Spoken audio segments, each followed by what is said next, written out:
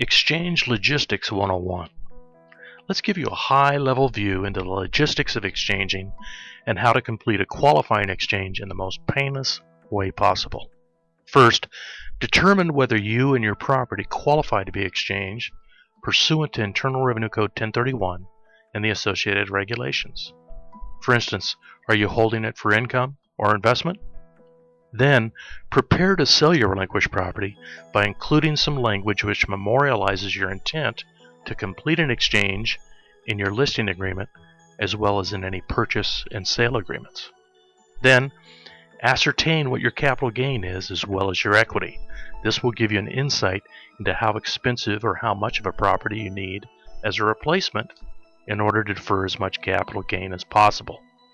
Then, secure a qualified intermediary or facilitator who can provide the necessary professional exchange assistance and who can ensure your funds after they arrive from the closing will be deposited safely.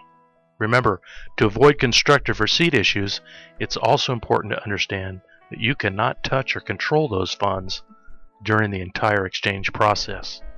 Then, start looking for replacement properties well before the relinquished property closes. That 45-day identification period moves very quickly, and once you've located suitable replacement candidates, identify them appropriately, usually to your facilitator, and make sure the identification has been successfully received.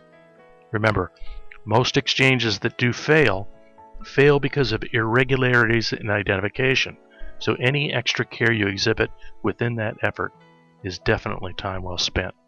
Then, line up your replacement property financing, if any, and before closing, contact your facilitator so they can put together the exchange documentation which will tie any replacement acquisition into the overall exchange.